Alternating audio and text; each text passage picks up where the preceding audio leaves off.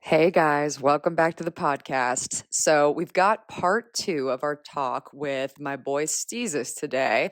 But before we jump into that, I wanted to share a couple of big milestones that we've hit since the last episode.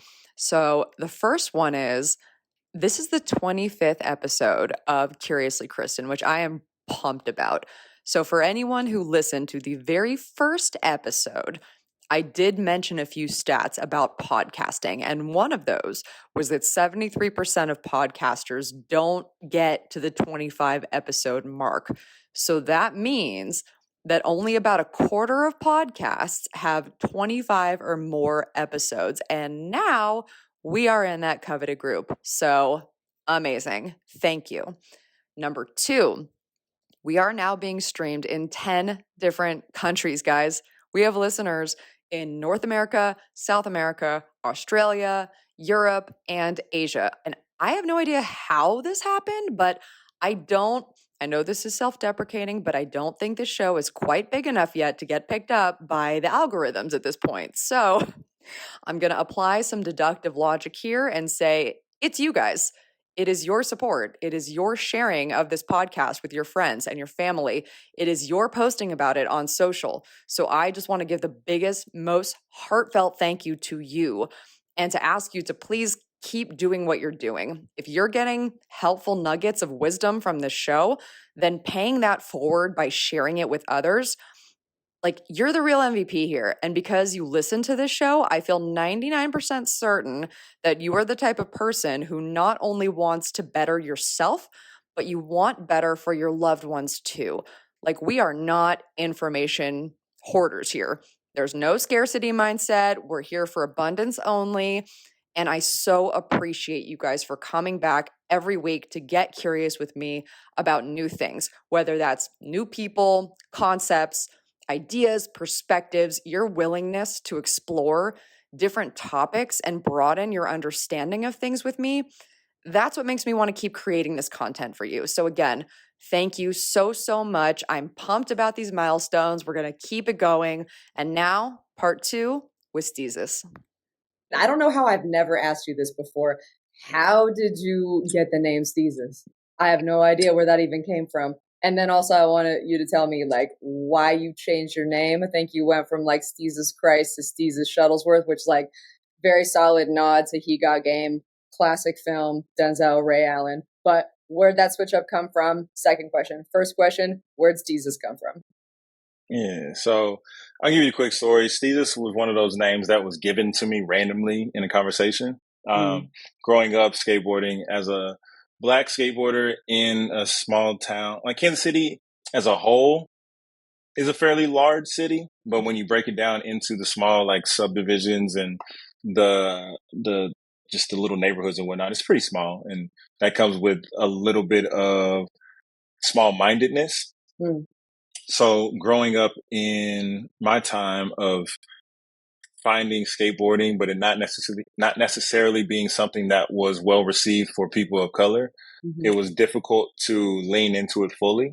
Yeah. So I always found ways to not necessarily separate myself, but just kind of like add my own little flavor to it. So instead I didn't wear like skate brands or skate logo clothing hardly ever until I got older, and I was just like, whatever, I love rocking this shit. But like as a kid, I never wore any skate brands. I always wore like Polo or whatever was hot, like a Nietzsche and South Pole, like all the things that were in my culture popping at the time. So it kept me relevant, quote unquote, in that space. But then I'll be rocking DCs, or I got on some S or some Etnies or whatever it is. So you are like one of the biggest sneakerheads I know, by the way. Like I remember your place in Santa Monica, you had just hella boxes stacked to the ceiling. Like half your square footage was taken up by shoe boxes. Yeah. And prior to that, it was way worse. But I think, I don't even know. I forgot where I was going with that. The I shoes just threw was me asking off. you about Jesus Christ, Jesus Oh Shuttlesworth. yes. So Steez is just another name for style, swag, Mm, whatever. Like, how it's all, mhm, we always have something that comes and then it mhm. goes. Yeah. But my Steez was always on point. So I would wear, like I said, I would wear clothing that would allow me to go to the mall and be around the people that I know and still blend in. But then, like prime example, there was a pair of Audios, which was a skate shoe brand that looked very, very, very similar to Fat Farms that were like popping Mm. at the time. This So was like I get, early 2000s. I'm like, what was that? yeah, Like yeah, early exactly. 2000s. Shit. Right. So I get to then kind of like rock my Fat Farm stuff and like have my whole kit. But then I got on a pair of Audios, and at the time the shoes were really puffy, but the clothes were really baggy. So you could make Mm. the stuff work, and it was like early swag era, like as it was starting to transition Mhm. into that, where Black people started wearing Vans a little bit more and started wearing Right. Obey, and our clothes got a little tighter. Mhm. Like we started Mhm. jerking and all. So it was Yep. like in the early Mhm. transitions of that, I was already doing that shit. So for Yeah. me, when that came in, it was easy. Like that was already my steez. So Right. somebody was saying So you're the something. We were on Twitter trendsetter, is one. what you're saying. I'm not saying anything. I'm just saying what I did. Say you're I don't trendy. know. You're steezy. But that was always my thing. So I Yeah. would always have like an extra shirt in my trunk for after the session because I know we're probably gonna go get food, and I don't want to be like dusty and grungy and all that. And I got a pair of Dunks in the trunk that haven't been Yeah. worn yet, so that when we leave, I don't have to wear these shoes that got holes in them. All this Right. shit. So we were Yeah. on Twitter one day. The homie, he called himself Optimus Crime and then called me STEEZUS Christ. And I was like, I'm taking that and I'm running with it. And everything that I do from here on is going to be branded STEEZUS Christ. And that was like Oh, 2000, I think that was 2011. And then, boom, just took it and ran. And then when I yeah. moved to LA, people, this was on Twitter, but Instagram was just starting to really kind of get its stride. Mhm. So when I came out here and I was visiting, everybody was on social media, everybody's on Twitter, Instagram, all this stuff. And then they were like, Jesus Christ, that is the best name I've ever heard in my life. And they just started calling me that in real life too. And Yeah. I'm new. So it's like nobody knows me as Dwayne. Everybody back home did, but out here, Mhm.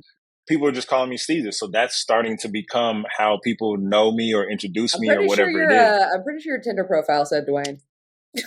Well, duh. I don't know. Fucking People like to Tinder. flex. People like to flex in LA. Like, oh, also Yeah. known as. Yeah. That's true. No, it's just that's so funny. Yeah, I think it just became a thing. So then when I started doing stuff Yeah. online and I was doing it under the umbrella of bigger entities. They Mhm. branded me as Thesis, which then just became my thing, Yeah. and I took it and ran with it. And then I'm not gonna get deep into the silent rebrand, but it was just time. It was time to let go of some things that name held on to. Mm. Um, and then just like moving on to bigger and better things, having Mhm. greener pastures and being a little bit more mature and understanding again the story of the movie He Got Game and Mhm. how the relationship was with Jesus and his father and all Other those son. things. So, Mhm. so it's just, for me, it made sense. It came to me one night. I didn't question it. I checked to see if the handles were available. They were. I Mhm. knew it was a sign, and I pulled the trigger. I love that. I also love that movie. If y'all haven't seen it, I'm putting the It's references, so but good. it's so So damn good. good. Like Ray hmm Allen, who even knew he could act? I mean, that was a long time Who would have thunk it? Yeah. It was ago. really good. But I mean, okay, I'm not trying to get too serious on you, but on Mhm. that like father son tip, like I remember at that Soul Cycle class, I think it was a Mother's Day class, and that Tupac Mhm. song, like Dear Mama, was playing, and I was just like thinking about you a couple rows behind me because I know your history. Mhm. And I just want to get into that a little bit if you're open to it, because you've had kind of a solitary journey for a lot of the time. Um, Yeah.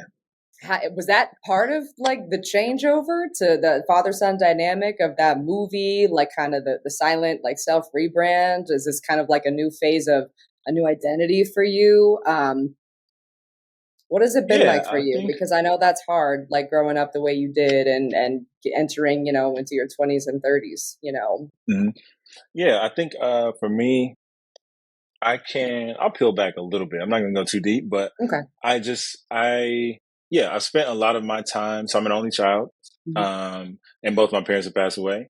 Mm-hmm. So I think for me, I've spent a lot of time alone, and it's a double-edged sword because I'm very introverted. I like to be extroverted around the people that I care about and I enjoy. Like I said earlier, I'm Mm-hmm. socially awkward in settings and surroundings that I don't know, but when I'm Right. comfortable and familiar, I love, like, I just want to love. So Yeah.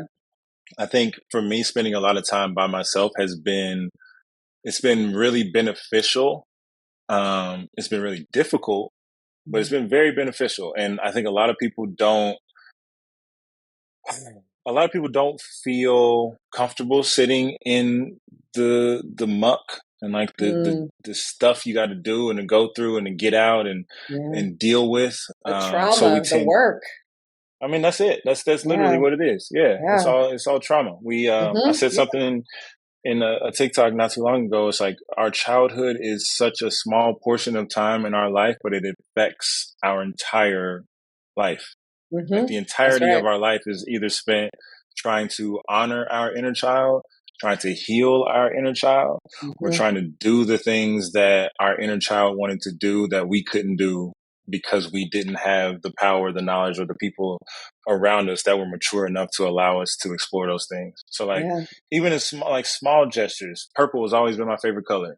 Mm. Everything that I can do now, as far as like not going too far, but including purple into the things that I care about, that's Yeah. just something that I do. Because I remember being young and I don't remember who it was, but I remember telling someone when they asked me what my favorite color was that it was purple, and they were like, "Well, you're a boy, you can't like that."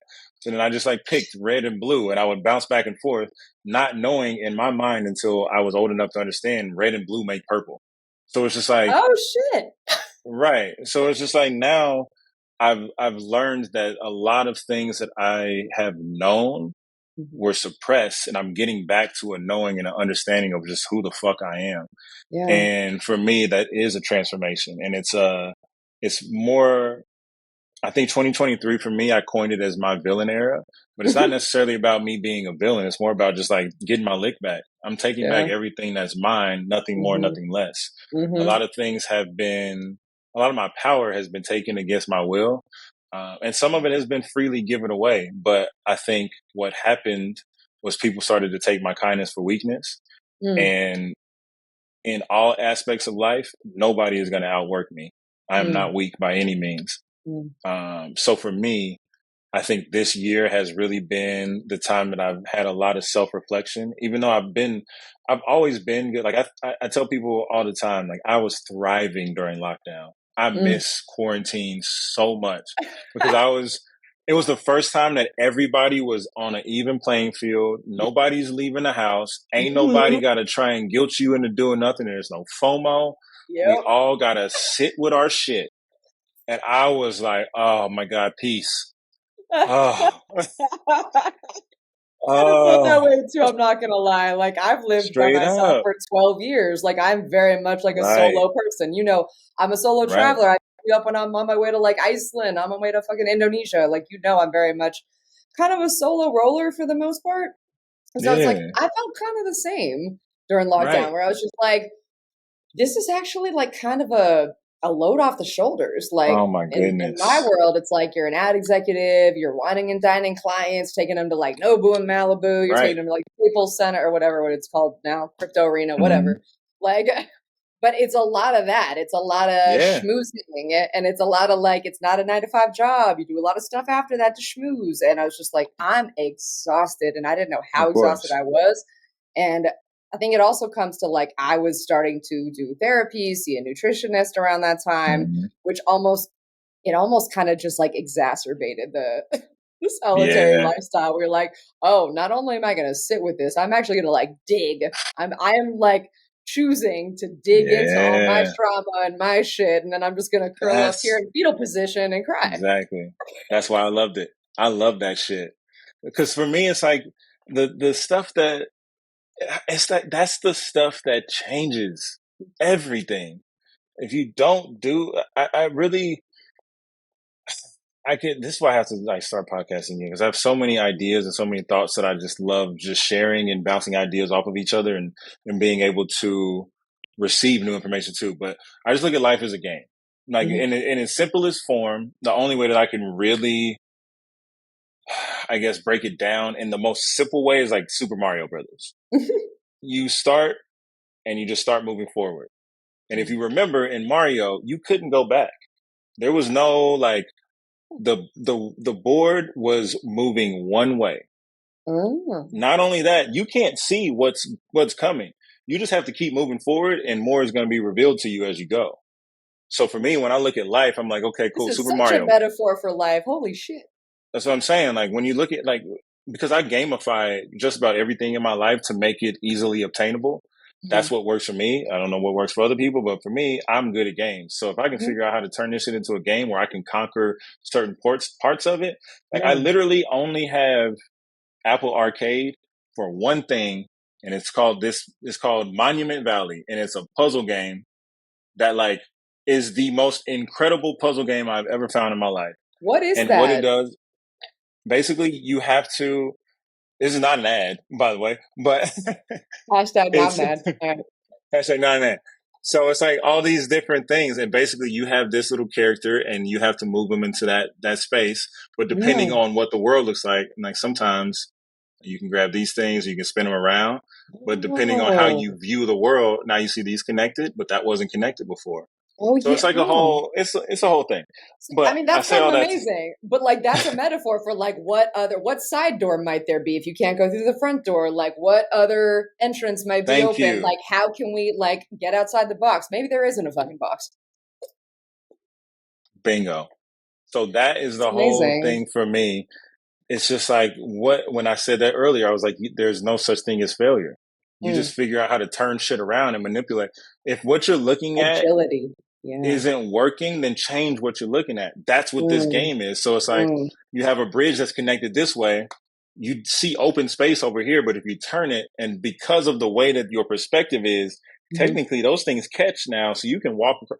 That's life. Yeah. It's all about like, how do you look? If we were both here right now, you're on this side and I'm on this side, and I'm looking at a 6, it's a 6. You're not going to tell me nothing different. You're standing there. You're like, motherfucker, this is a 9. You can't tell me nothing different. Neither one of us are really wrong. If we just that's absolutely kind of change our perspective. Like, exactly. Oh shit. I see exactly what you see now. Damn, that's crazy. My bad. I fucked up, and then we're good and we're happy and we're going about our way. Like there's so many things. So when you gamify life, you make it Mario. Basically, like I said, you don't know what's coming. You keep going. You keep trying shit. You're stepping over obstacles. You're going through tunnels. You're going underground. You're trying to figure shit out. You come up, you hit a flag, boom. That stage is done. Yeah. But you're still on the same level. You're just on a new stage. So now, okay, cool. Next stage. Oh shit. Okay, I remember some of these. Ah, shit, I can get past this shit easy now. Where did this big motherfucker come from? All right, I got to figure out how to conquer this shit. Oh, damn, that was easier than I thought. So now every time you come up again, like, no, you don't scare me. Get out the way. Like, when you know what I mean? And then you get to the quote unquote final boss. That's your tower moment. That's how you. Do you ever win this game or no? What's the tower moment?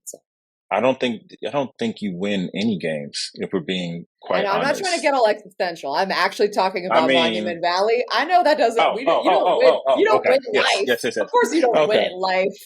That would be fun. That's not the hero's journey. Sorry, I didn't know how far left we were going. I thought we had completely gone off the deep end. My bad. I was about to take this into like a Taoist fable that popped into my head. I'm not even kidding. When you were talking about the 6ix9ine thing, I was thinking about you know Jim Shetty.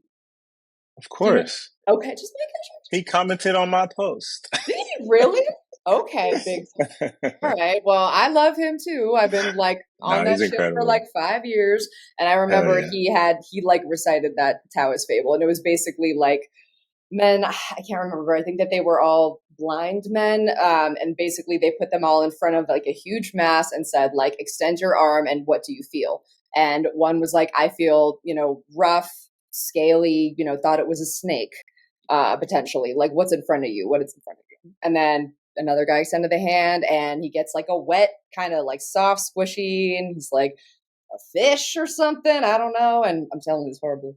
Okay, the point is, 3 different guys like touching the exact same thing. They all feel a different part of it. When they open their eyes, it's an elephant. And like one had been feeling the body, one had been feeling the trunk, one had been feeling, and the point was like none of them were wrong. they're just having different perspectives of the same entity, right? Like their experience is different. None of them are wrong. Oh, real. That's so real. Real deep. Yeah. Real deep. Yeah, I don't even know how we got this deep. Let's get shallow again. What were we talking about? Let's wade back up to the shallow. I'm trying to wade this water. Where we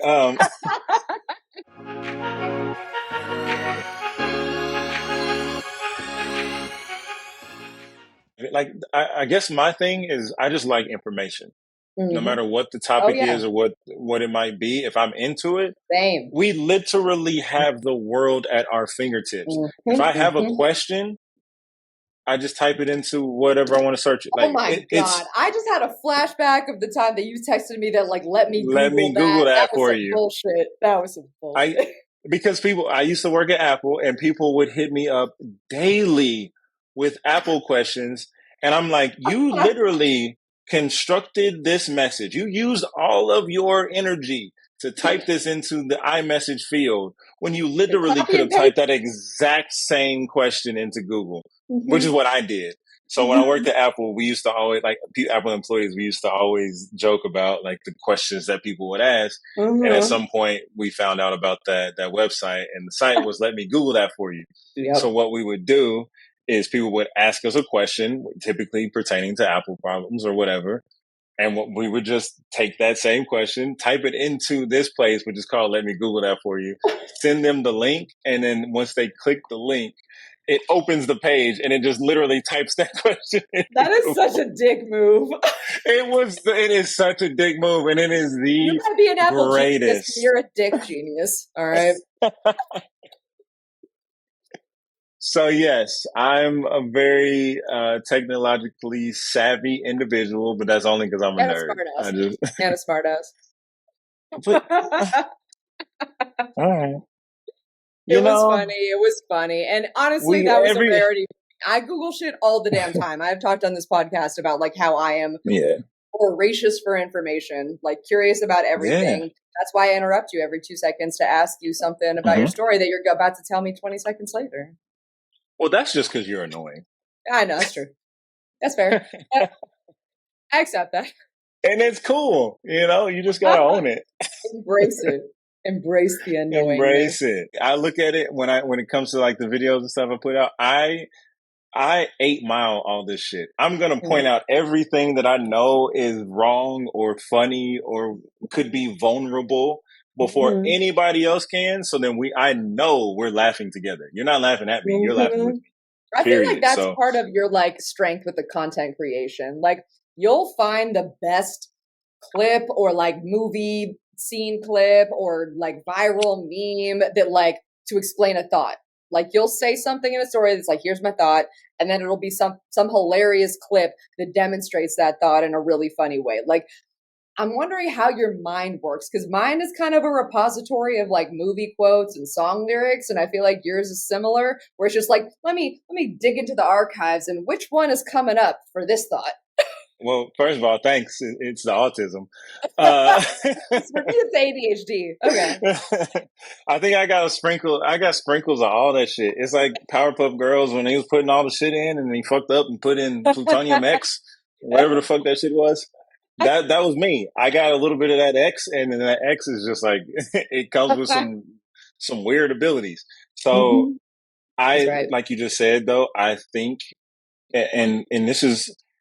I think it's part of ADHD. I don't know what it is that's been developed. I've never been diagnosed. I say these things in a funny way, not to downplay anybody that has actually been clinically diagnosed. But I do think that there is something that's wired a little funny up here. So for me, I think in like memes and in GIFs and movie quotes and lyrics and all those things. So now that I have the platform and the ability, like I have my camera, it's over there. I would grab it. But now that I have the ability to just like have an idea and turn the camera on and then just try and figure out how to formulate this idea into content, I get to pull all those things out of my brain that have been sitting there dormant for so long because I was in a space that suppressed it.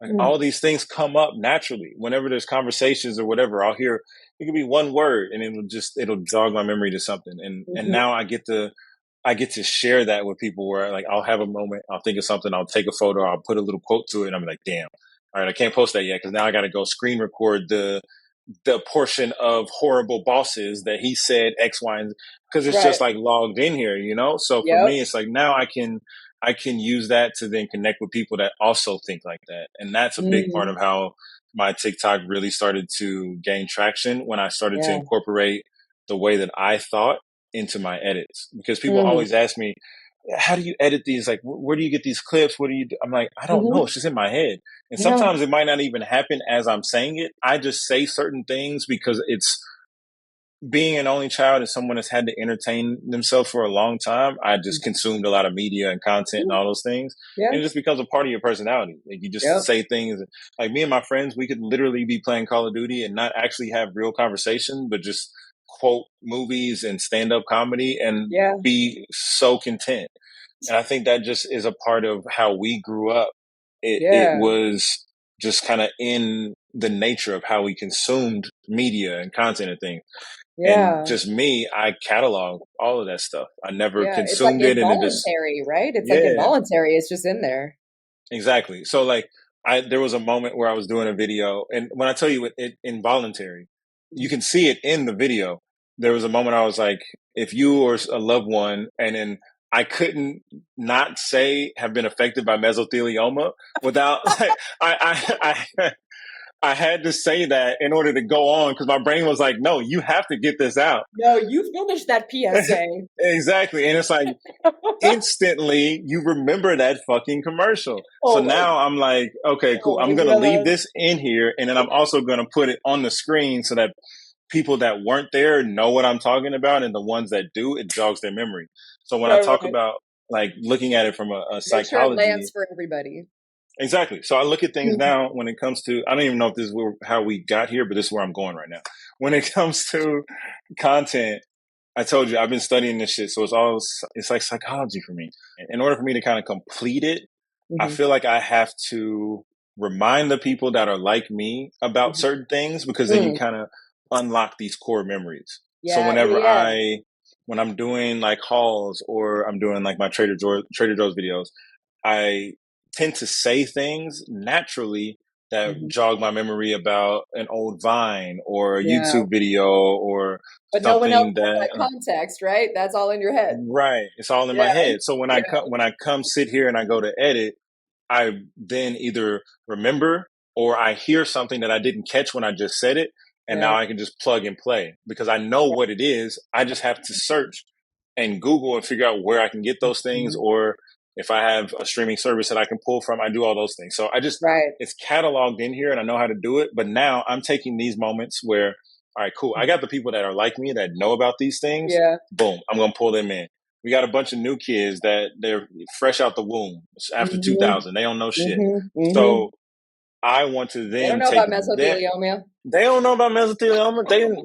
Man, when I was in school, my paint had fucking lead in it. Okay. Uh, we had mercury and pens Oh, and he's shit. Like alive. All right. the 90s was rough. It was a fucking, like, when I tell you, I still don't know how I survived Hi, fucking pause. Was this piranhas fucking and amateur hour? yeah, those kids were just stupid. We Mm-hmm. were, we were eating like real dirt. Uh, Three-dimensional but dirt. yeah, but I'm then now these kids are they weren't around when like maybe they were around when Vine was here, but they were too young to have phones or whatever it might Mm-hmm. be. So now I'm pulling these like Vines into my videos and I'm folding them in a way that people are going to remember. But now this kid might not have known about it, but next time that he sees it or it's in a compilation or somebody mentions it or it's said, he's gonna think, "Damn, I remember seeing that in one of STEEZUS videos. That's Oh, right. The that's sick." Now I association. know. The association. That's right. Boom. Exactly. So you just got Yeah. to play into the psychology of how people think, and Mm-hmm. you really just got to give people what they're asking for without telling them that you're giving them what they're asking for. So if you're a Right. content creator and you actually pay attention, people are going to tell you what they want to see. You don't always have to lean into it. You don't have to give them everything that they want. But if they're giving you little suggestions, like everything is a breadcrumb trail. I put a video out, I put a nugget in that video that I know somebody is going to have a reaction to that they have to put a comment. And it's not, and it never comes from a place of like bad things or harmful, but it's just like little gems of like, if you know, you see it, you catch it, and you got to comment on it. And then you take those comments and somebody's going to say something about that.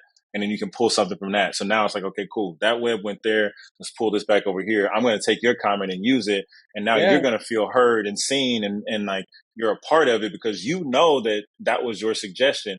I don't have to tag you. I don't have to pull your comment over here. Yeah. But I can just start folding those things into what I'm doing. And you take that from little people here and there that you see the names, quite often. They're giving you constructive criticism. Constructive criticism is construction doesn't always have to come in the form of criticism. It can also come in the form of praise, but you can't take either one of those to heart. You just got to take them for what they are, face value, and manipulate that energy and do what you got to do. So when it comes to that, that's how I look at these things now. People will treat you how you demand to be treated. So if you show so if you show somebody like, yo, first of all, who the fuck you talking to? You do not know me. And that's another thing too. It's always these like little dweebs that come at me. I'm like, my brother in Christ, if we were face to face right now, would never. Oh my God, I do not want smoke, but if you blow it in my face, I'm not inhaling that. Like this kind of reminds me of like LA traffic, where it's like we do shit in our cars that we would never. If you took that metal box away from us, would we walk up to somebody's face and be like, "Fuck you for not giving me no turn signal"? Like, probably not. But it's kind of the same idea, where it's just like if you're online, a lot of people hiding behind anonymous, like cryptic, random screen names. That's just all it is. It's just people don't have a lot going on in their lives, and honestly, it makes me kind of sad. It's a projection. So the way that I look at it now is like I'm in such a good headspace. I haven't always been here, but I'm in a good headspace now where I can take these things, and I enjoy like a Drake level petty moment because I don't get them too often. Petty wop? Because when I tell you I don't want no smoke, I mind my business. So the last guy who like tried to come at me or whatever, I genuinely don't remember what he said, but I was just like, today I got time. So to paint the picture, this was like a couple of days ago, probably a week ago, 7:00 in the morning. I'm outside on my balcony. I go out there, I journal in the morning and kind of sit, watch the sunrise, things like that, just enjoying life. Too. Journal morning. Hell yeah. Love it. You got to. Meditation. And then I give myself, those moments to like no screen time, just do whatever. And then I quote unquote reward myself before I shower and go to the gym and all those things. And I open Instagram and the first thing I see is some jackass commented on the video of me, where I had hit a PR for my back. Basically, long story endless, I was just really proud of myself because I never even looked at the weights that I picked up because of my prior back injury, and I was just stuck in that old programming. So I was really, I was really excited about what I had done, posted it up. This was posted, 3-4 weeks ago. So the posted is like not buried, but it's a few under. Yeah. And he happened to post on that one. So then I go look, and I'm like, all right. He's like, he says something along the lines of like, you can't skate anymore, but you can lift 100 pounds with proper form, whatever. So I took a screenshot of that because he had just commented it like maybe 10 minutes ago. And mind you, it's like 7:00 in the morning. Again, granted, we're on the West Coast. However, it's still too early to have that much hate in your heart. That's so true. Even still, like, bro, you should have been done had your coffee right now. You should be caffeinated and happy. Like, why are you gangbanging on bacon? So I was just like, all right, whatever. It is what it is. Let me screenshot this. I'm going to put you on blast. Like, today I got time but I was like, this time I'm going a little further because you got bold. You went out of your way to search my name, to look at my profile, to then go find one thing that you could hate on, to leave a comment just to like make yourself feel better. Like you put a lot of time and energy into your hate. There's a lot of time. Like, bro, you don't even follow me and you did all of that. Not to mention the name change. Like, yeah, you can type in STEEZUS and find me, but like, bro, you had to go through some work. So I was like, all right, bet. I'm going to make you feel, that's a Drake level petty moment. So I went to his page. We all have them now and then. We all have them. I looked at, his profile was private, of course, but I could get access to his profile picture. So I blew that motherfucker up, screenshot it. And then I have access to my own personal profile picture. So and he's kind of creeping watching your stuff, right? He is for sure. So I just decided to like put them on top of one another and put them in an Instagram story, and a little edit, just a little stitch. just a little quick little edit, like top, like we both wearing glasses and like doing our our thing. Sure. And his was just drastically different. And I just happened to say, like, I really get it, because if I wasn't me, I would probably want to be me as well. And I just left it at that. And like, there's no arrogance, but it's just like, I get it. Like, looking at the two of us, I understand why you are upset. No ego, no arrogance. Like, I feel for you. And that was it. Yeah. And Drake level petty.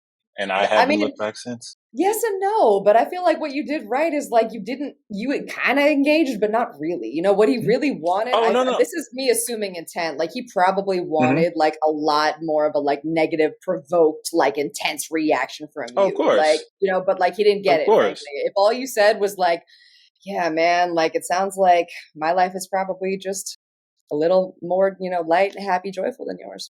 Sorry about that. And then, but see, that's the thing. They want you step on stage with a clown, you join the circus. Like I'm not talking to this fool like that. I'm gonna wish you well. And the best thing that I could do is what I did is, damn, I feel bad for you. Well, good luck, fella. And then going about my business, continue living life like that. So that's what it started to come to. I've gotten to a place now where social media has become more of a positive thing in terms of what I'm receiving than negative. I was in a space where I was trying to fit in and I wanted to be tolerated. Now I'm in a space where I don't have to do shit and I'm celebrated.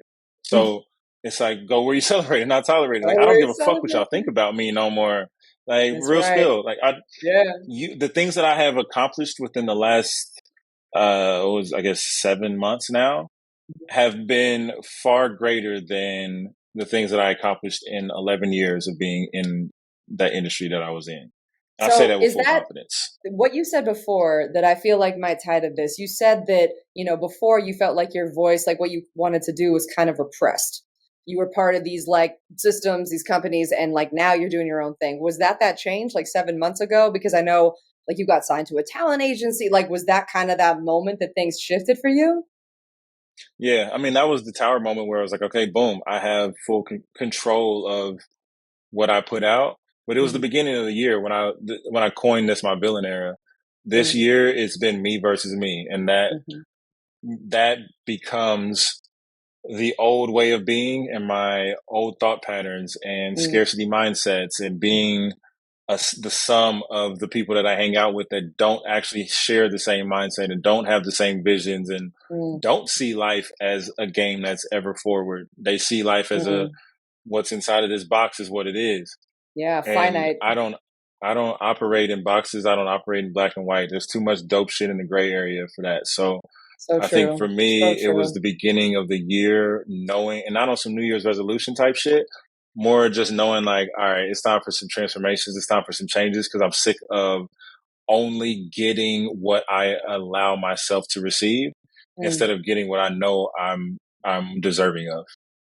So now I took my power back. And I just want to do everything that I can to make sure that I can help other people do that for themselves. Because what you want does not take away from me getting what I want.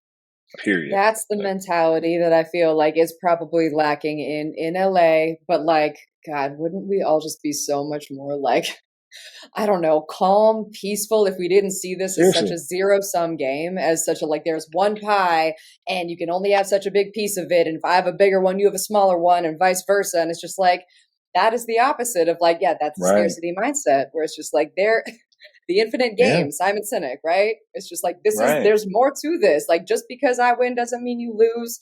Like, I have a whole different pie. Your pie's here, my pie's there. Like, we could both win. Like, straight. Thank you. It's like, we're not even eating the same pie. You eating key lime. I got French silk. I don't even want your pie. Like, I want no part of your pie. We can sit at the same table and eat pie together. You don't get it. That's my whole thing. Like, that's what I'm screaming. I'm like, yo, we all can, like, can we you all tag can that? win. Like, I don't want your pie. I don't want your pie.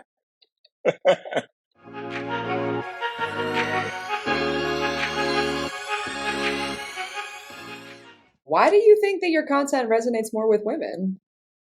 Because I because I am a masculine male who doesn't mind falling into the divine feminine. And I can Mm-hmm. tap into things that connect with women on a different level than most men can.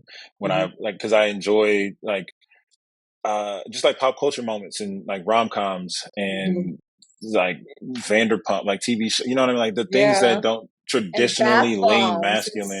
Bath bomb. self-care I'm taking and a bath tonight. Oh God, I'm taking a bath I love tonight. that So for like you. I love that for for me, you. I think it. Thank you. Again, favorite color is purple. Like things that lean more to the divine feminine side, I'm okay leaning into because I was raised by women. So for Yeah. me, the divine feminine is the end all be all. And if Yeah. I can tap into some of that energy, I'm winning. And I think women tend to pick up on that more. And again, Mm. go where you celebrate it, not tolerate it. That's I right. tend to do well in settings with women as opposed Mm-hmm. to men. So Mm-hmm. being in a male dominated space, especially males that don't look like me, don't act, don't operate, don't think like me, Yeah. I was always swimming upstream. I get to just talk and be me and be vulnerable and express my feelings and emotions. And that resonates with women. And it's, Yeah. again, I started my videos with the cleaning videos, which were like Mm-hmm. aesthetic cleaning videos edited to dope music, which just it Mm-hmm. helps people relax, kind of like calms Yeah. your nervous system. And for Yeah. me, cleaning is a therapeutic thing. So Mm-hmm. my intention in the beginning of starting this was to help young men. The reason that I don't put anything from, not anything, but most of my things from TikTok on Instagram was because I intentionally wanted to build a community that was for me. I didn't Mm-hmm. want it to be trickle down from the podcast that I was on or trickle over from followers that already knew me from Instagram. I Right. wanted to be I wanted to be so sure in myself that I could build a community from scratch that was rooted in love and rooted in loving me. And I Mm. wanted to do that without anybody saying like, "Well, yeah, you're on the podcast, so of course the people are." Or yeah, you got 60,000 followers. Mm-hmm. No, I built this Mm-hmm. from the ground up. So I gave myself the month of Mm-hmm. March. I was like, I'm going to post as many times as I can, and it's going to be quality content, but I'm going to make Mm-hmm. sure that I show up and I have the discipline to do it. So I started doing that. I found my stride. A couple cleaning videos started to hit the For You page, and they Mm-hmm. didn't go viral, but they did some The numbers. algorithm, it caught And you. then, right. So I was getting, Yeah. like 40, 60,000 views. I'm like, okay, Mhm. cool. Like I'm Yeah. catching my stride. And Right. then I had one cleaning video. This was actually, I can look at the screenshot. Mm. I had one cleaning video that just like went off, but it wasn't right away. It was like, it was doing well and then kind of got like hit a little low and then a week later went off again. How So does that happen? Like, is it like, does somebody else who has a lot of followers like repost it or like it and then it gets back into the no, so mix? Or like, that's the beauty of TikTok is that it doesn't work like Instagram, and I love it. mm, So the algorithm has changed and shifted a number of times since then, but at that point, it was basically a lot of people weren't on TikTok still, so it was mhm, still early. Like people were, you could go viral and you could make big leaps really mm, easily because there wasn't a mm, lot of people, but there were a lot of people. mhm. So our video just caught traction again because it did well the first round and the algorithm Yeah. just like picks things. So I've had videos that they'll do really well when they first go out. Then a week later, same day, it'll pop up again because it's just kind of like in the rotation. So that Right. video did 3 million views. And that was the one that was like, Damn. okay, boom, we're out of here. So Damn. not out of Wow. here, but it was like, okay, we got something. What? You don't really get the same level of privacy you once had. And Mm, some people begin to feel like they know you a little more than they do mm, because it's a one-sided relationship, but that you open up, like I can count, like I said, I can count on two hands the amount of people that have physically been in my house, my mm. apartment, whatever. Yeah. But when I think about it, I've had millions of strangers in my living space And because of so they TikTok. feel close to you because they feel Exactly. that they are in your private home. So then they Mm, start to think that like, certain things are owed to them, not owed, but they're entitled to certain information. So I mm, say all that to say, I kind of took a step back a few months ago or a few weeks ago. And because of Instagram and how heavily I promote my gym life, mhm, somebody felt that it was okay to call the gym and figure out if I had been coming there or where I was to see if I was okay. Now, look, mm, I'm sure that was rooted in, I'm assuming, I'm going to give it the benefit of the doubt that it was rooted in like love and wanting to make sure that someone that they enjoy watching was okay. But it also made it very uncomfortable for me to walk into the one place outside of my home that is my safe space Your and feel sanctuary. like it's been, feel like it's been a little bit infiltrated, because the Yeah. stalking and the things like that come from women to men, it doesn't necessarily get taken as seriously. Yeah. So in order to prevent those things from happening, sometimes you have to like set those boundaries. Well, I mean, so they called the dog pound. They didn't roll up on you, right? I mean, I They don't didn't know. go up at the Hopefully, door I and be don't. like, "Oh, I wonder if he's working out today." How would I know? Think about that. That's what I'm saying. Like, I don't know. Maybe they did, but I don't. True. Maybe they were there. Who Exactly. knows? Because who would, it's a random person walking on the sidewalk? I don't know if they're actually like, and it's so Right. weird because It's it the happens one-way now. thing. Like, I feel it, and I tried to. You feel eyes It on you? literally happened. It literally happened to me the other day. I was at Fox Hills Mall. I had to go to Target, and I felt it. I felt the eyes on me, but I was like, "You being crazy? Like, you're not even that." And I tell them, I'm like, "You don't even have any felt. Like nobody's paying attention to you. Get out of your fucking head." So I like get the idea out. Get home later that night. I'm on Instagram. I randomly go through my DMs once a week just to like see. Come Okay, so I'll on. just read you like the first. Thug Nasty walked in, and suddenly I identified as a lawn chair. What? Oh my god. Oh, God. I would fold like a chair for either personality. Thirst. Oh my god. Like, this is wild. Like, people would not say this to another person's face. Like, I'm just saying, like, that's amazing. So you basically are you at that level where you're gonna have to like end up with somebody who knew you before? Oh, I'm not even. To be quite honest, like Are you a that's not even professional on my athlete is mind. gonna have to like end up with their high school girlfriend because everybody else you don't trust? Nah, my high school sweetheart already got married. That shit broke my heart. I think my analytics were like 75% men or something in the very beginning. And then when I started doing the Trader Joe's hauls and I started doing more content with me speaking and just showing my personality and all those things, it just went left. Like I posted a Trader Joe's video March 14th that got 1.8 million views. And then that's when it started to skew. And women spend money. Like trying to convince a guy to buy something, you either have to convince him that is, if they're a heterosexual male, you're going to have to convince them that it's going to get them girls, or you're going to have to not even convince, you're just going to have to show them that women like it and then they'll buy it. So for me, it's just like, well, women are going to spend money. I started doing brand deals and things that were pertaining more to males and they weren't working. And then when I start doing stuff that's just like leaning into my actual audience and understanding like this isn't just a vanity number for me. Like, you see, I have a lot of followers, but people would see that as like, oh, you're just an influencer, you're a TikTok or whatever. It's like, no, I actually have so much more to offer than that. I just happen to be occupying this space of TikTok right now.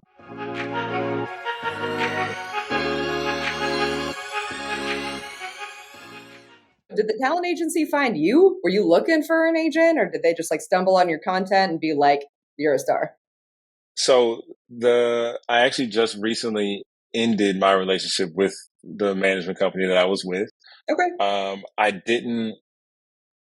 I didn't see value in moving forward because I felt as though the ideas of my trajectory were different.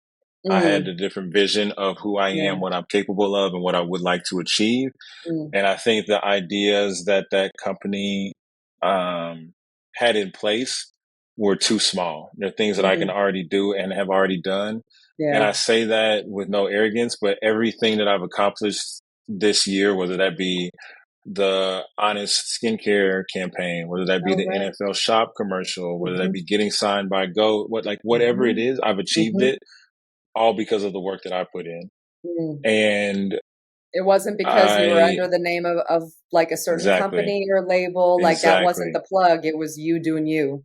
It was me, and everything was, I attracted it. I didn't search for any of those things. They didn't actually get me any deals. Everything that I did came in because of the content that I was putting out, and people see that content and happen to be in spaces and places that they can plug me in and enjoy the content that I create. So they do that. So for me, the management that I was under wasn't adding any value. If anything, they were just getting the trickle down that came from what I was already doing on my own. Right. You're like, why am I So cutting in somebody for a percentage? boom, Right. Like when it's like exactly. you're doing the And when work. I Yeah. right, and when I asked to see, or have certain changes made or whatever, it was met with, I'm not doing that. I'm not arrogant in the sense that like I know I would enjoy a team. I would really love to have a team around me that can help pick up the areas that I'm not great at. But I'm also aware of like you're not going to stand beside me and portray this image as if everything that you're doing while you're standing beside me is getting me all the things that I'm doing.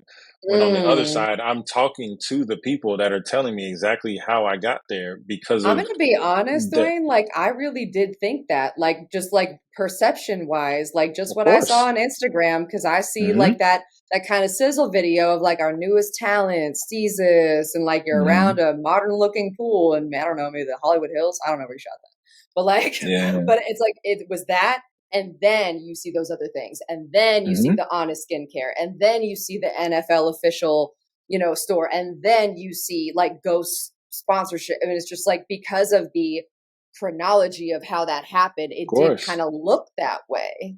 And And that I was think, by design. mm, I did that intentionally because going into that, I told the person that I was communicating with that I wanted this to be a partnership. mm-hmm, What I wanted to do in that relationship was create a partnership. I wanted to be side by side. So everything that was put out in the way that made it look as if the management company was doing those things for me, it was all put mm-hmm, out like that because that was my intention. I want mm, to help you build this. I want to be a yeah, part of growing this so a decade later I can say, yo, remember when we did this together? I don't right, want any parts of it.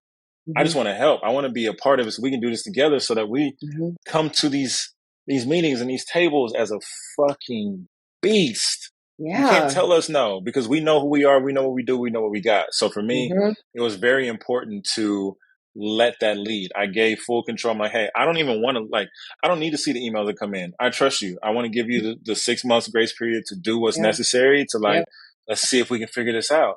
So mm-hmm, all those things, yes. But then I'll just give you a very small example because, like I said, we don't have time to go into it. But the reason that I got the Honest Skincare campaign was because I was in my parking structure, getting out of my car, coming home from the gym. I was wearing a Kansas City hoodie, which, backstory, the brand that made the hoodie, I used to work at Sprint with the founders of, and it's one of the biggest brands in Kansas City now. So, damn, whatever, it is what it okay, is.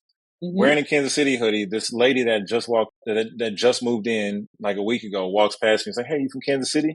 Like, yeah, born and raised. We start chopping it up. Come to find out, she's from the next city over.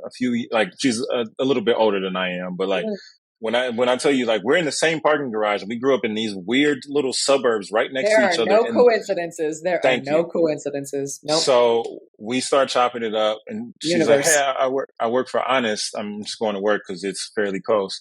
And she's like, we're working on this social media campaign, blah, blah, blah. Just like in passing, telling me like what's going on. It's like, oh, that's dope. Yeah, I've been doing social media for a while. My TikTok, this, that, whoop, whoop.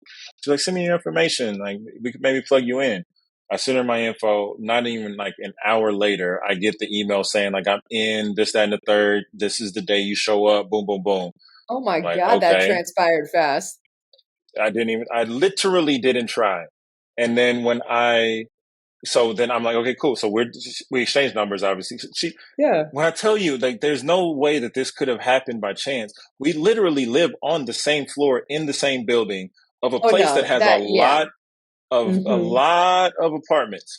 So Mm-hmm. she's like, hey, come by my apartment later. I got a sample. I want you to try. So that way, when you go in, you already have a leg up. You know about Oh it. You can yeah. say all these things. Boom. Yeah, So I yeah. get there. I knock it out the park just because Mm-hmm. it's just what I do. I'm Mm-hmm. charismatic. I know how to command a room, whatever. Yeah, you do. Long story short, if you go to Honest Skincare right now and you look at the hydrogel, the page for hydrogel, you'll Mm-hmm. see like the product, a couple random like white faces, and then you'll see my black ass with a grill. And when I tell you, like, with a grill, and I did hell that yeah. intentionally because I'm like, okay, if I'm gonna do this, I'm gonna be authentically me. If they're gonna have me be a part of this, I'm gonna represent in the best way possible without being a clown, without being kooky, but like, you're not gonna stand beside me and tell me that all these things are coming in, but it's not because of what I'm doing. Nah, like the proof is in the pudding.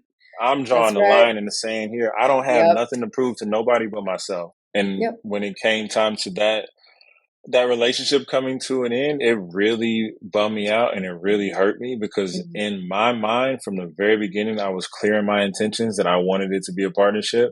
I wanted us to grow together, and I really wanted to build it in a way that I don't need to take all the shine. I'm going to get my shine regardless, so I don't need to take anything from yours. I want to help you like build it, and it is what it is. But you had a vision. Your vision was bigger. You had a bigger idea of what you wanted to do. Like maybe they wanted to keep plugging you for the same types of spots, and that's literally it wasn't growing. It wasn't growth for you. I'm so done being complacent. I did that for a number of years in the last space that I occupied, and it doesn't feel good. And it feels a lot better to step up, say your things, set those boundaries, deal with the repercussions, and then move forward. Because every time you move forward after really like calling in your energy and standing your ground and putting those boundaries in place, after you move forward from that, so much dope shit comes in. Honestly, like you're taking a risk on yourself, but you have such a clear vision of where you want to go. And it comes down to exactly what you said. It's boundaries, because really it's either you're choosing between two things. You're choosing between discomfort now, having to like set those boundaries and reinforce those boundaries. Like that can be uncomfortable. That can be awkward. That can make people upset or like tense or whatever. Like people don't like those conversations. So it's discomfort now, or it's resentment long term. It's either I don't set the boundaries and then it's my own damn fault that I didn't set the boundaries, and then I'm resentful of you because I didn't set my boundaries. Exactly. It's, again, self-awareness. It always comes back to, instead of pointing the finger, look in the mirror. I got to ask you one more thing. Okay. So in terms of, there's certain parts of like the job of the industry that like you love the editing, you love the like creative ideation, the shooting, all that stuff. But like, what don't you like? Like what would you hand off if you could? Telling these white people how much money I deserve. Like sitting in these calls like this, like, okay, well, no, I'm not going to do that because my audience doesn't fucking operate that way. And also, you're not paying me just because I'm putting this video together. You're paying me for the years of consumption of content that I had to do to get to the point of being able to put this video together for you in a day. You're also paying for the audience that I've so carefully crafted to become a community, not just a number that's looked at on a screen. So you're paying me for all of those things. Yeah, it might look like a small package because it comes very quickly to your doorstep because I'm good at what the fuck I do, and you're going to pay me accordingly. I want to pass it off to somebody else. I don't want to deal with that shit. Thank you so much. Thank you so much for your time. All